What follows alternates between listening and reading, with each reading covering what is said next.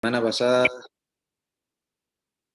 la semana pasada, con la ayuda del Señor, se pudo revisar el término del capítulo número 3.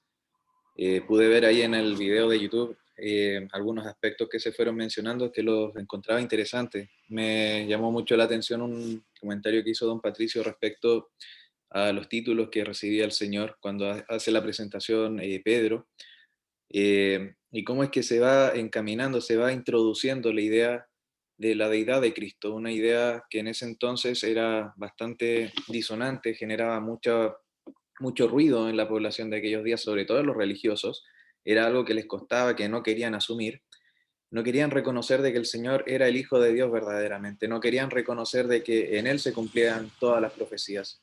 Ellos resistían esta verdad, pero vemos de que Pedro con su exposición va planteando esto, de una manera como planteaba don Patricio, desde la tierra hacia el cielo. Planteaba el título del Hijo de Dios primeramente, luego habla respecto al santo y justo, y finalmente habla de que Él es el autor de la vida. Y íbamos viendo cómo es que toda esta defensa la presenta Pedro en el pórtico de Salomón. Esto era ya al interior del templo, pero era cerca del patio de los gentiles. Entendíamos de que muy probablemente habían entrado con esta persona que había sido sanada.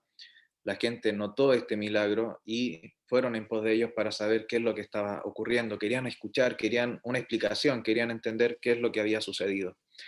Y vemos esta situación. Y terminaba el capítulo 3 de una manera más bien abrupta. Nos dice la palabra del Señor de que hay una explicación que termina en este punto, pero no nos explica luego qué es lo que continúa. Y lo que continúa es lo que vemos en el capítulo 4.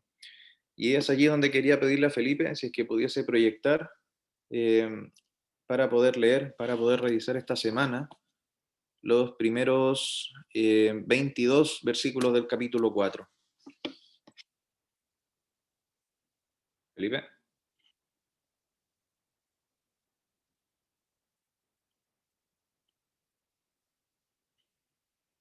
Sí, ahí está. Súper. ¿Le podéis echar una leída, porfa, hasta el Sí, versículo 22? Vale. ya, perfecto. Dice así la palabra del Señor. Dice, hablando ellos al pueblo, vinieron sobre ellos los sacerdotes con el jefe de la guardia del templo y los saduceos, resentidos de que enseñasen al pueblo y anunciasen en Jesús la resurrección de entre los muertos. Y les echaron mano y los pusieron en la cárcel hasta el día siguiente, porque era ya tarde. Pero muchos de los que habían oído la palabra creyeron, y el número de los varones era como 5,000. Aconteció al día siguiente que se reunieron en Jerusalén los gobernantes, los ancianos y los escribas, y el sumo sacerdote Anás y Caifás, y Juan y Alejandro, y todos los que eran de la familia de los sumos sacerdotes. Y poniéndoles en medio les preguntaron, ¿con qué potestad o en qué nombre habéis hecho vosotros esto? Entonces Pedro, lleno del Espíritu Santo, les dijo, gobernantes del pueblo y ancianos de Israel, puesto que hoy se nos interroga acerca del beneficio hecho un hombre enfermo, de qué manera éste haya sido sanado, sea notorio a todos vosotros y a todo el pueblo de Israel que en el nombre de Jesucristo de Nazaret, a quienes vosotros crucificasteis y a quien Dios resucitó entre los muertos, por él este hombre está en vuestra presencia sano. Este Jesús es la piedra reprobada por vosotros, los edificadores, la cual ha venido a ser cabeza del ángulo. Y en ningún otro hay salvación, porque no hay otro nombre bajo el cielo dado a los hombres en que podamos ser salvos. Entonces, viendo el denuedo de Pedro y de Juan, y sabiendo que eran hombres sin lenguas, sin letras, perdón, y del vulgo, se maravillaban y le reconocían que habían estado con Jesús. Y viendo al hombre que había sido sanado, que estaba en pie con ellos, no podían decir nada en contra. Entonces les ordenaron que saliesen del concilio y conferenciaban entre sí, diciendo, ¿qué haremos con estos hombres? Porque de cierto señal manifiesta ha sido hecha por ellos, notoria a todos los que moran en Jerusalén, y no lo podemos negar. Sin embargo, para que no se divulgue más entre el pueblo, amenacémosles, para que no hablen de aquí en adelante a hombre alguno en este nombre. Y llamándolos, les intimaron que en ninguna manera hablasen ni enseñasen en el nombre de Jesús. Mas Pedro y Juan respondieron diciéndoles, juzgad si es justo delante de Dios obedecer a vosotros antes que a Dios, porque no podemos dejar de decir lo que hemos visto y oído. Ellos entonces les amenazaron y les soltaron, no hallando ningún modo de castigarles por causa del pueblo, porque todos glorificaban a Dios por lo que se había hecho, ya que el hombre en quien se había hecho este milagro de sanidad tenía más de 40 años. Súper, gracias Felipe. Te quería pedir si puedes regresar al comienzo. Voy a tratar de ir haciendo una revisión quizás más superficial de todo lo que leyó Felipe, para posteriormente dar el paso a otros hermanos que puedan ir comentando. Esta porción, como les comentaba, se conecta con lo que es el término del capítulo 3. Les he comentado en otros momentos que este libro en particular lo podemos ir revisando como un todo. Yo sé que toda la Biblia está segmentada en capítulos, en versículos, pero tenemos que tener presente de que este libro nos va relatando una historia que es muy particular, que es muy importante tener presente, que es el comienzo de la iglesia. Y acá hemos visto cómo es que la iglesia comienza a manifestar la obra de Cristo, comienza a crecer, y vemos las primeras predicaciones, como mencionaban también en la reunión anterior, vemos los primeros sermones que da Pedro, vemos la conversión de mucha gente cuando oía este mensaje, y acá es esto lo que vamos a ir observando. Primeramente vemos de que es Pedro quien estaba predicando, y vemos de que hay un resultado también en la gente que estaba a su alrededor. Por un lado estaban los religiosos, por otro lado estaban los oyentes. Y vimos aquí, en el versículo 4, que nos leía Felipe, de que muchos de los que estaban oyendo creyeron. Y este es verdaderamente el poder del Evangelio. No es que creyeron a Pedro, creyeron el mensaje que Pedro estaba entregando. Y veíamos el número de los que se habían convertido probablemente. Dice que eran como 5.000. Hay hermanos, hay estudiosos que plantean que muy probablemente esto se pueda referir también al número de varones que estaban reunidos, no necesariamente de los que se habían convertido, pero acá al menos la referencia es de los que habían oído, habían creído. Entonces entendemos de que había un gran número de personas que efectivamente habían recibido el mensaje y creyeron el mensaje de salvación. Entonces tenemos ese primer grupo, este grupo que estaba atento, que estaba deseoso de saber qué es lo que había ocurrido con esta persona coja que había estado en esta condición durante tanto tiempo, por un periodo muy largo de su vida, y que había recibido este milagro de sanación. Y vemos el efecto del Evangelio. Pero también vemos la otra parte, vemos qué es lo que estaba generando la predicación del Evangelio en los religiosos. Cuando leía esta porción, todo lo que leyó Felipe y lo meditaba durante la tarde, trataba de ponerle un título en mi cabeza para agrupar un poco las ideas, y creo que algo que era como transversal a todo lo que se leía era el desafío a la autoridad que los religiosos tenían en aquellos días. Si le pusiese un título sería algo así como el desafío a la autoridad de los religiosos. Porque vemos que luego de que Pedro termina de hablar, ¿quiénes son los que se acercan? El versículo 1 nos dice que se aproximan a ellos, eh, dice, los sacerdotes con el jefe de la guardia del templo y los saduceos. Y ellos estaban resentidos, dice en el versículo 2, estaban resentidos porque estaban enseñando al pueblo respecto a la resurrección de los muertos. Nos mencionan entonces estos tres grandes grupos. Nos dice que estaban los sacerdotes, estaban el jefe de la guardia del templo y los saduceos. Entonces, primeramente, este grupo que estaba dedicado y abocado principalmente al servicio en el templo, que como lo eran los sacerdotes y en el caso del guardia del templo, se aproximan porque estaban viendo este alboroto que estaba ocurriendo allí. Y veíamos que los saduceos también se aproximan. ¿Quiénes eran los saduceos? Esto lo hemos conversado anteriormente cuando hacíamos el estudio de Mateo. Los saduceos era como el grupo aristocrático, era como la parte más alta de la sociedad, los que tenían mayor poder adquisitivo, los que podían influenciar mayormente porque tenían contactos con las naciones que gobernaban, con los imperios que también estaban imperando en aquel entonces, valga la redundancia. Se aproximaba mucho, por ejemplo, en su momento con los griegos, en este caso con los romanos, y a raíz de esta cercanía hacía de que los saduceos pudiesen tener puestos importantes a nivel político y de autoridad. era un grupito que tenía poder adquisitivo, entonces haciendo la raya para la suma, tenían poder adquisitivo, tenían influencia social, pero también en su credo era muy distinto a lo que creían los fariseos. Ellos no creían en la resurrección, ellos tampoco creían en la inmortalidad del alma, no creían en los ángeles, no creían en muchas cosas. Y lo cierto es que los saduceos, al ver de que se estaba proclamando de que el Señor había resucitado, iba en contra de lo que ellos creían. Y es por esto que llegan muy resentidos a tratar este asunto y se juntan con estos otros dos que ya mencionamos, con el guardia del templo como también con los sacerdotes. Y nos dice la escritura de que van a echarle mano y los ponen en la cárcel hasta el día siguiente. Y este es un punto bien interesante. ¿Por qué acá toman a Pedro, a Juan y los llevan y hacen que esperen hasta el día siguiente? Si lo conectamos con lo que pasó con el Señor, fue distinto, ¿no?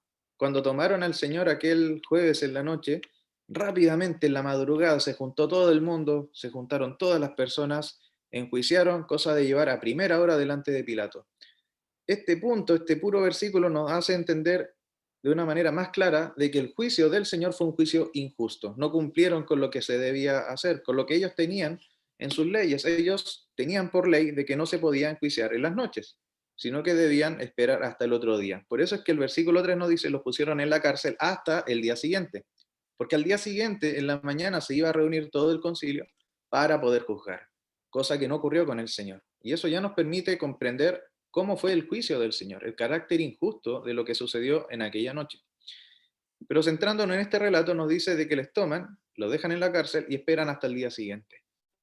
Y luego de esto, nos dice el versículo 5, aconteció que el día siguiente se reunieron en Jerusalén los gobernantes, los ancianos y los escribas, y también toda la familia del sumo sacerdote. Estaba Anás, estaba Caifás, Juan y Alejandro, que la escritura al menos no revela muy bien quiénes son.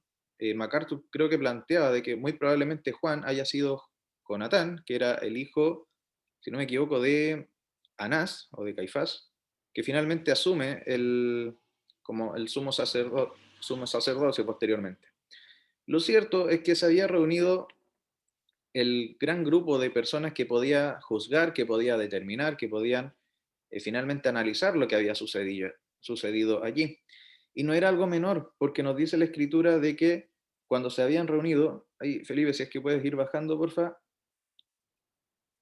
nos dice el versículo 7 de que toman a Pedro y a Juan y nos dice la escritura, le pusieron en medio y les preguntaron con qué potestad o en qué nombre habéis hecho vosotros esto.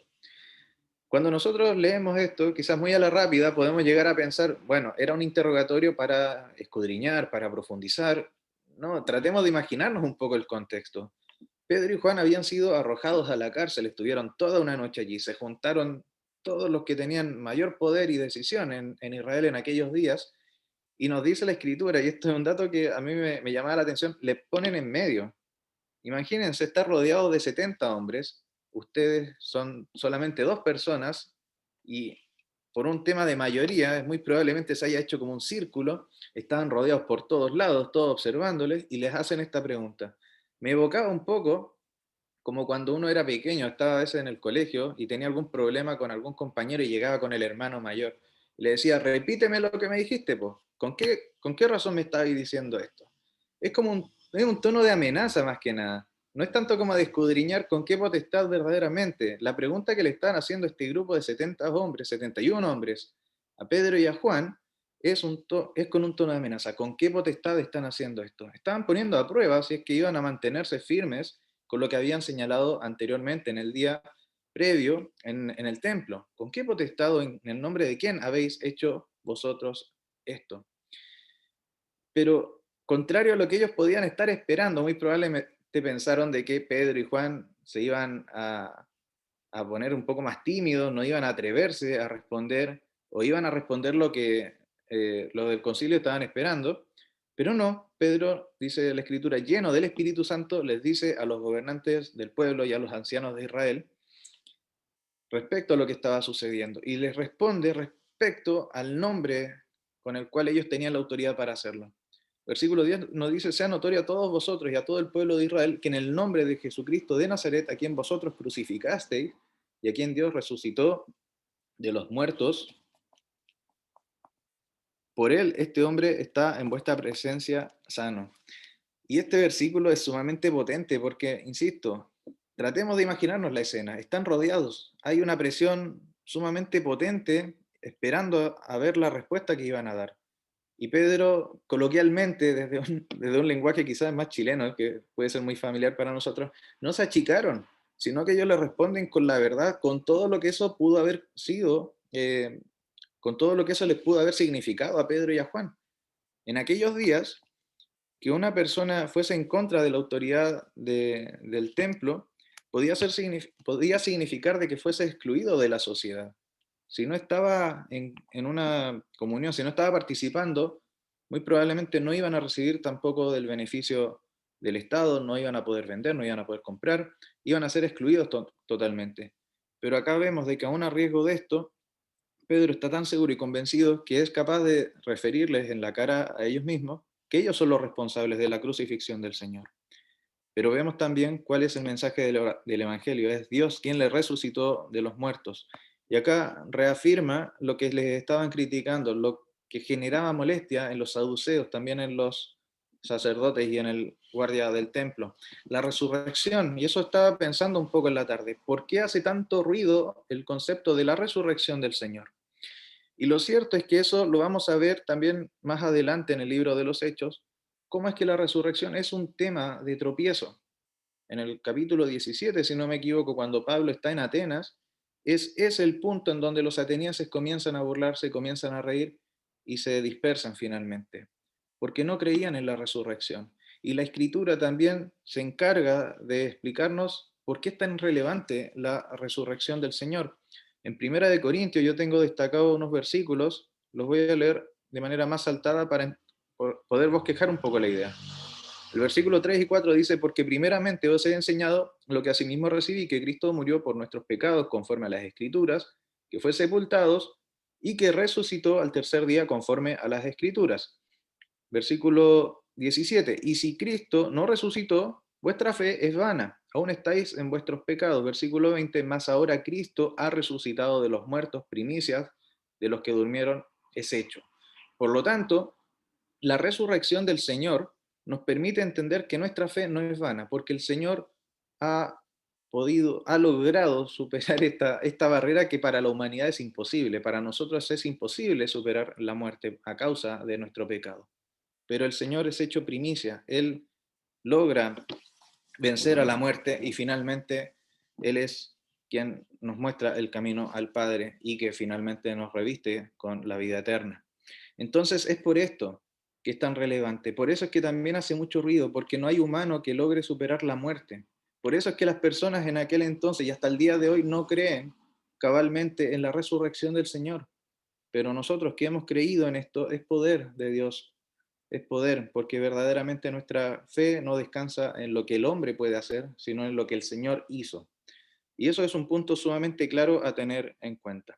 Entonces vemos esta explicación y luego vemos que Pedro habla respecto a un pasaje en el libro de los Salmos que está en el versículo 11. Versículo 11 nos dice, este Jesús es la piedra reprobada por vosotros los edificadores, la cual ha venido a ser cabeza del ángulo. Eso está en el Salmo 118, versículo 22. Es interesante porque si nosotros leemos con detención ese Salmo, el 118, vamos a ver primeramente esta cita, la piedra reprobada por los edificadores. Y posteriormente, el versículo siguiente, en el versículo 23, hace referencia a que la salvación es de Jehová. Y acá el versículo 12, el versículo que continúa inmediatamente dice, y en ningún otro hay salvación, sigue la misma estructura lógica del Salmo. Pero acá está hablando de que la salvación, la cual en el salmista se plantea que es de Jehová, la liga al Señor Jesucristo.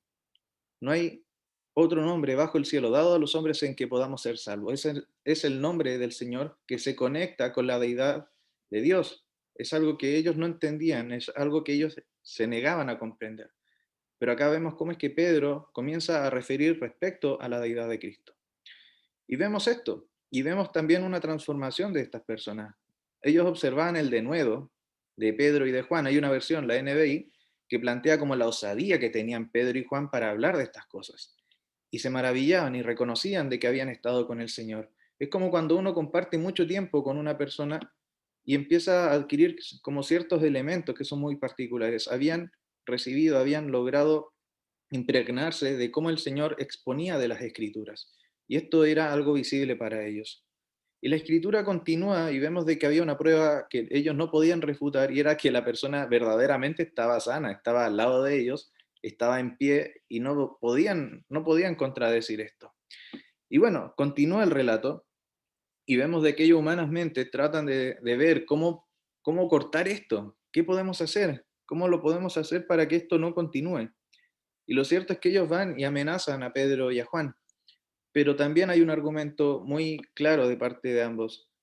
¿Cómo es que van a obedecer a los hombres y no van a obedecer a Dios? Primero está la obediencia a Dios, no a los hombres. Y en este caso, vemos de que ellos no se iban a acobardar, no iban a dejar de predicar el Evangelio, sino todo lo contrario, ellos iban a continuar proclamando las verdades del Evangelio en todo el mundo conocido, lo cual finalmente logra por cumplir la obra de Cristo. Y bueno, esto es algo bien llamativo porque cuando vemos el versículo 20, ahí, si puedo ir bajando Felipe también un poquito más, cuando leía esta porción, tenemos que tener presente de que no estaba solamente Pedro, también estaba Juan con ellos.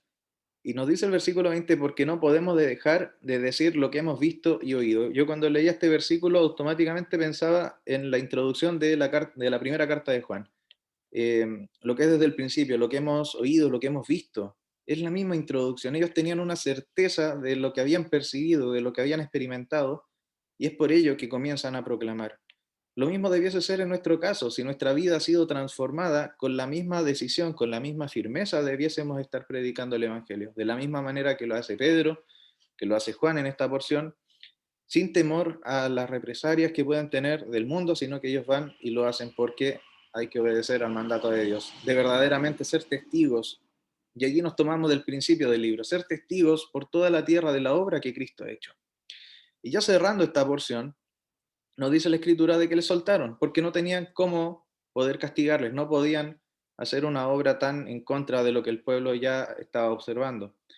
Y nos dice el versículo 22 de que era un milagro muy notable porque este hombre tenía más de 40 años. Sinceramente, le estuve dando vuelta porque la Escritura señala la edad de esta persona. Ahí a lo mejor hay una explicación más como de la parte numérica, porque el número 40 aparece muchas veces en la Escritura. No me voy a intentar arriesgar a dar una explicación de ese estilo, pero sí, en este caso en particular, algo que estuve meditando es el hecho de que este hombre, con 40 años, muy probablemente en aquellos días ya hubiese pasado lo que se pueda pensar como la mitad de su vida, de la proyección de una vida. Ya había pasado la etapa en donde él tenía más fuerza, donde tenía más vigor. Y algo que es muy patente en nosotros es que durante nuestra juventud, cuando empezamos a adquirir más fuerza, pensamos de que podemos resolver cualquier dificultad que se nos enfrente.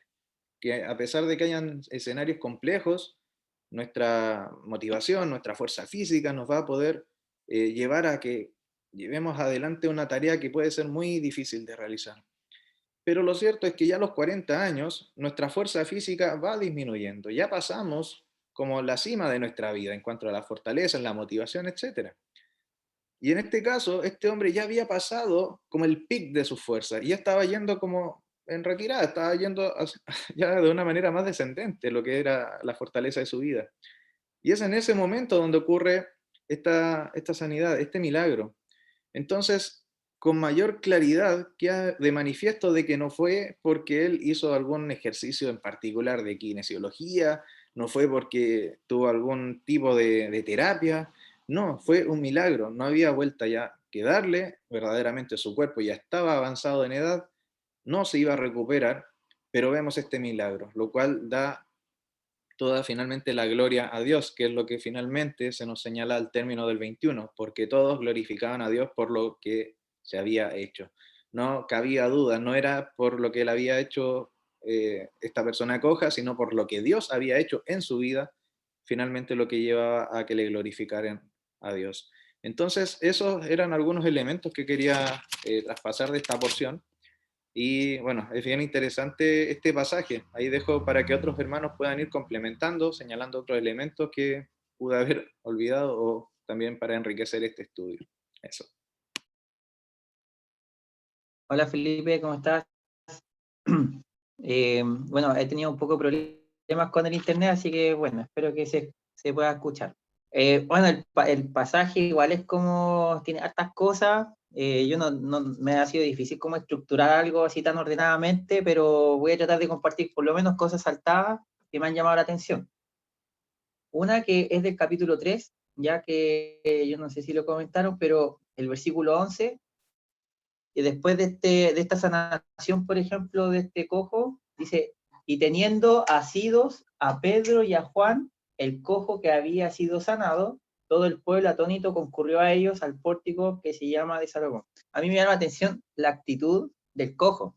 Dice, teniéndolos asidos, o sea, los tenía tomados, los tenía agarrados a Pedro y a Juan. Yo creo que en ese día que en ese día, imagínense, como dice la escritura, que este era un hombre ya de 40 años, que nos dice también la escritura que era cojo de nacimiento, para él la vida completamente le cambió. O sea, yo pienso que la manifestación visible, digámoslo así, por llamarlo de alguna manera, de Cristo en ese momento que él tenía, aparte de la sanación, era estar con estos hombres. O sea, yo pienso que no quería apartarse de ellos por ningún motivo, porque de ellos recibe esta sanación, y me llama la atención el escenario, que ellos van, estos hombres, todo lo que hemos visto ahora de este caos que se produce entre el pueblo y el caos que se produce en los sacerdotes y todas estas personas que eran religiosas. Era el testimonio fuerte que tenían de que estaba este hombre y ha sido justamente de Pedro y de Juan. O sea, como diciendo, yo estoy sano, pero aquí está la causa de mi sanación. Y cuando evidentemente la gente va y les dice, oye, Pedro y Juan, no sé, tienen poderes para sanar, estos hombres justamente le aclaran que no son ellos los causantes de esta sanación, y empiezan a hablar al pueblo justamente de la verdadera causa de la sanación de este hombre, y empiezan a hablar justamente de la persona del Señor Jesucristo. En el versículo 15 del capítulo 3 dice, y matasteis al autor de la vida, a quien Dios ha resucitado a los muertos. Yo pienso que lo que comentaba Felipe referente a la importancia del mensaje de la resurrección de Cristo, en este momento era una cosa tremenda, porque uno puede hablar, por ejemplo, podían escuchar a lo mejor el mensaje de la resurrección, pero en ese momento específico tenían una muestra del poder, una muestra física del poder de Dios. O sea, cuando Pedro y Juan les hablaban incluso a los sacerdotes, después cuando ellos están siendo interrogados, perdón, ellos tenían el testimonio pero completamente visible referente al poder de Dios. O sea, ellos hablaban de Jesucristo resucitado, o sea, ellos podían ver que Cristo estaba vivo a través de la sanación de este hombre. O sea, era un testimonio que era tremendo, tremendo, tremendo. O sea, no podían decir no al Señor. Pero nosotros nos damos cuenta que a pesar de esto, como también mencionaba Felipe, la piedra que desecharon los edificadores. O sea, estos hombres que deberían haber por lo menos por causa aún de esta muestra tremenda y una muestra totalmente clara, ¿ya? Debieran haber aceptado el poder de Dios, la manifestación del Señor, y además lo que se le estaba predicando, haber aceptado el mensaje de la resurrección de Cristo, que básicamente es decir, Cristo en estos momentos está vivo, pero ellos no lo hicieron. Ellos estaban encerrados en su propio interés, ya que ellos no querían perder el poder, ni la posición, ni toda su vida, digámoslo así. Y yo me pregunto de repente, cuando alguno de nosotros podría decir, oye, a mí también me gustaría que me pasara esto, ya sea o que el Señor hiciera un milagro así como así, de esta forma, o ver algo así, para que mi vida con el Señor fuese conmovida.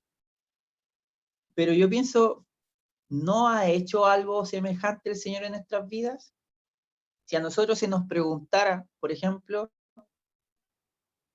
si nosotros, como decía Felipe, imagínense, Pedro y Juan fueron, como decía ahí, intimados realmente. Yo estoy de acuerdo con lo que decía Felipe, o sea, que fue básicamente una intimidación. La pregunta que le hacen no era para justamente saber más del Señor, era como, ¿con qué derecho están haciendo estas cosas si ustedes no las tienen que hacer?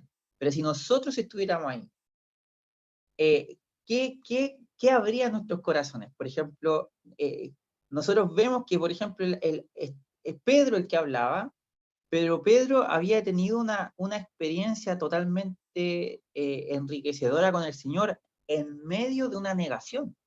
¿Se acuerdan cuando el Señor, Pedro dice, bueno, cuando lo están al Señor interrogando y Pedro lo reconoce que era discípulo del Señor y Pedro niega al Señor? Dice la Biblia que después que se cruzó su mirada con la del Señor Jesucristo, dice, saliendo afuera, dice, lloró amargamente.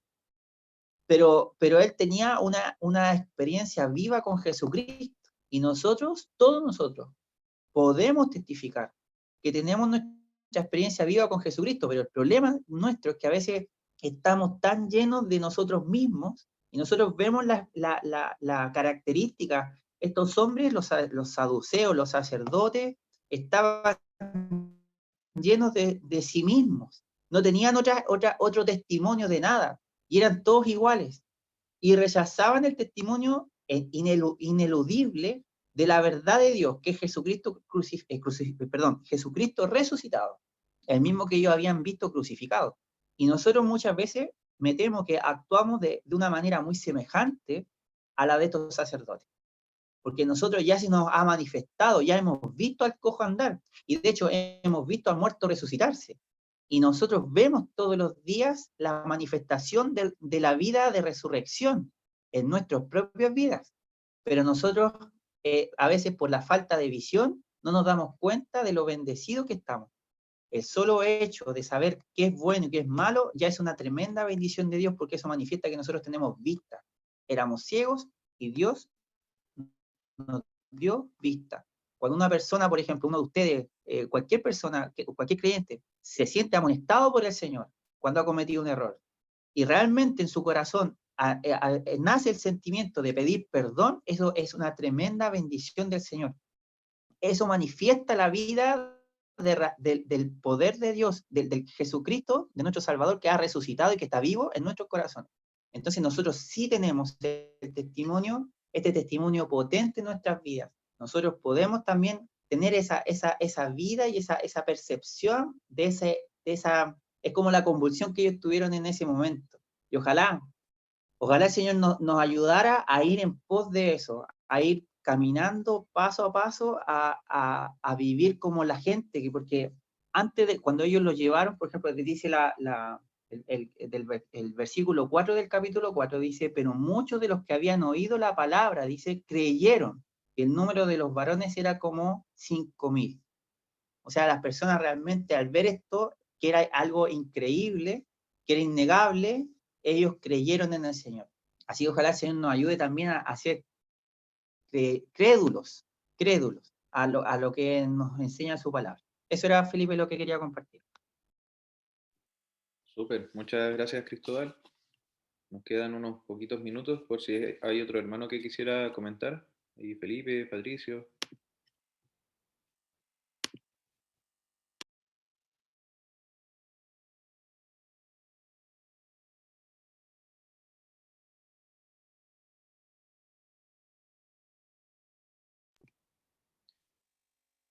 Si no, para ir cerrando, me quedaba dando vuelta un poco la idea de Cristóbal que planteaba cómo es que nosotros hemos visto al cojo, hemos visto al muerto que ha recibido vida, y cómo a pesar de eso muchas veces está esa dureza en nosotros. Pensaba cómo es que la Escritura nos lo refiere también en el Antiguo Testamento, en particular, por ejemplo, cuando el pueblo de Israel vio de manera tan patente los milagros del Señor.